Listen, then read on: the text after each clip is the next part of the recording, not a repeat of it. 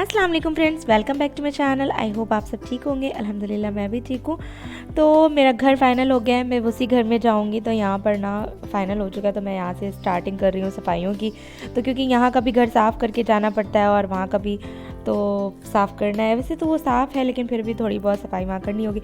अच्छा, ये मैं अमरूद देख रही हूँ, ये मेरे हस्बैंड अमरूद लेकर आए हैं। ये पका हुआ अमरूद तो मैं इंडिया में छूती भी नहीं हूँ, लेकिन यहाँ पर ना ये सब चीज़ें नियामत हैं, क्योंकि यहाँ पर मिलती नहीं है। तो मैं यहाँ हॉस्पिटल आई हुई हूँ, काफ़ी दूर ये हॉस्पिटल था, मेरे घर से बहुत दूर है।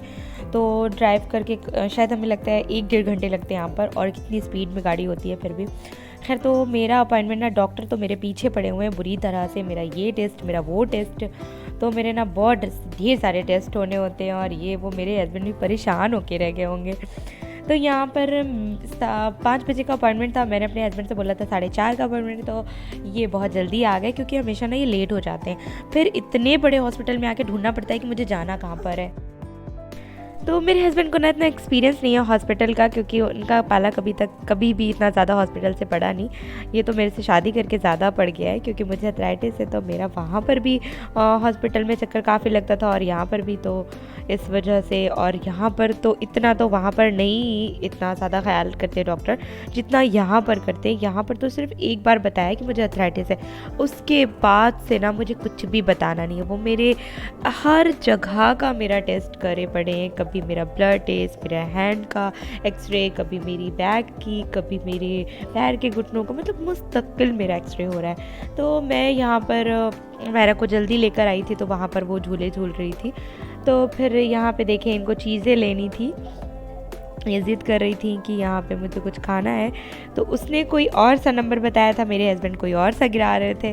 तो मैंने बोला नहीं, वो रेड वाला बोल रही है। ये मान ही नहीं रहे थे। देखिए, फिर से वो बता रही थी कि नहीं, वो रेड वाला चाहिए। तो वो शायद 47 पे था, तो मैंने कह रही थी वो वाला दे, लेकिन ये सुन ही नहीं रहे थे। तो वो ज़िद्दी लड़की है, वो जब तक अपना निकाल नहीं लेगी वो मानेगी नहीं। तो यहाँ पर ना हम लोगों ने डॉक्टर को दिखाने के बाद ये मैंने शूट किया था।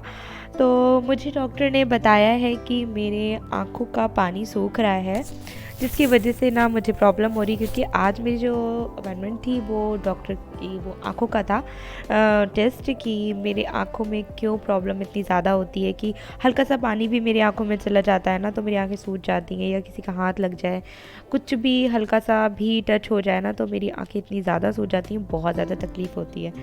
तो पता चला कि मेरे जो आँखों का पानी है ना, वो सूख गया है, यानी कि आंसू। तो इस वजह से वो पानी बन नहीं रहा है, इस वजह से वो प्रॉब्लम हो रही है। तो खैर, जल्दी से इन्होंने पता लगा लिया इस प्रॉब्लम का, वरना इंडिया में तो डॉक्टर यही कह रहे थे मुझे इन्फेक्शन हो जाता है। तो वो मुझे इन्फेक्शन के लिए मेडिसिन दे देते थे, उसके बाद फिर थोड़े दिन बाद वो ठीक हो जाता था, फिर दोबारा से वो हो जाता था, लेकिन वो प्रॉपर ठीक नहीं हो रहा था। लेकिन अब डॉक्टर ने बोला है कि ठीक हो जाएगा ये ड्रॉप्स डालने से, और थोड़ा सा केयर करनी पड़ेगी आँखों की, और उसके बाद ठीक हो जाएगा। तो यहाँ पर मैं आ गई थी घर, और उसके बाद मैं यहाँ पर नमाज़ पढ़ रही थी, क्योंकि मगरिब का टाइम हो चुका था पहुँचते पहुँचते, और टाइम थोड़ा सा निकलने ही वाला था मगरिब का। तो मैंने सोचा मैं नमाज़ पढ़ लूँ जल्दी। फिर इनसे नमाज़ पढ़ने के बाद मैं पूछ रही थी यहाँ पर कि बेटा तुम्हें क्या खाना है, क्योंकि ये कुछ भी खाती नहीं है, बड़ा ही मसला है इनके साथ। फिर इनको मैंने बनाया पास्ता, कि चले इनको थोड़ा सा पास्ता दे देते हैं बनाकर, शायद ये पास्ता ही खा लें। कभी कभी होता है ना, नूडल्स पास्ता दे दो तो शायद ये थोड़ा बहुत टूंग लेती हैं, तो इसलिए ना मैं इन्हें थोड़ा बहुत ट्राई करती रहती हूँ। शायद वैसे तो ताकत की चीज़ें ट्राई करनी चाहिए, लेकिन क्या करूँ, ये कुछ भी मैं बना लूँ लेकिन ये नहीं छूती है। मैं बहुत परेशान हूँ इस चीज़ से, ये कुछ भी नहीं खाती है। डॉक्टरों को भी दिखाया है, और इसे आयरन की कमी आई है। तो सेब और अनार इंशाल्लाह ट्राई करूँगी, शायद थोड़ा थोड़ा वही खा ले, तो सारा दिन मैं इसे वही देने की कोशिश करूँगी। लेकिन अभी तो मुझे शिफ्टिंग की टेंशन हो गई है, मुझे पैकिंग करना, ये वो, अभी लटरम पटरम बहुत सारे काम है, और सब मुझे ही करना है। तो यहाँ पर इनके लिए पास्ता बनाकर, इन्हें पास्ता देकर, फिर इन्हें खिलाया, थोड़ा सा इन्होंने खाया, फिर उसके बाद ये सो गई। और ये जैसे ही सोई ना, फिर मैंने सारे कपड़े निकाले, क्योंकि मुझे पैकिंग करनी है। तो फिर कुछ कपड़े मैं थोड़ा थोड़ा करके मैं कर लूँ, क्योंकि मुझे ना 4 से 5 दिन का टाइम मिला है थोड़ा। तो मेरे हस्बैंड ने बोला 4 से 5 दिन में तुम थोड़ा थोड़ा करके पैक करो। तो मुझे ना यहाँ पर समझ ही नहीं आ रहा था मैं स्टार्ट कहाँ से करूँ और ख़त्म कहाँ पर करूँ, क्योंकि मैंने ना इससे पहले कभी भी पैकिंग नहीं करी है, कभी भी ये सब काम नहीं करे। फर्स्ट टाइम यहाँ पर आके ये सारी चीज़ें मुझे करनी पड़ रही हैं।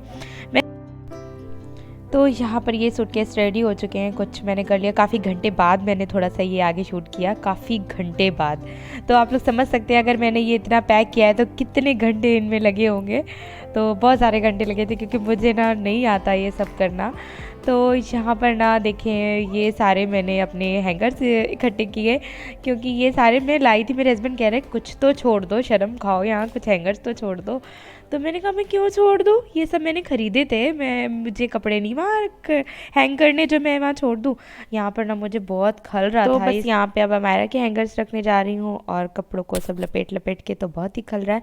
तो खैर मैं अपना ब्लॉग्स यहाँ पे बंद करती हूँ, क्योंकि ना अब आप लोगों को मेरे ब्लॉग्स में सिर्फ यही सब दिखने वाला है, पैकिंग पैकिंग पैकिंग।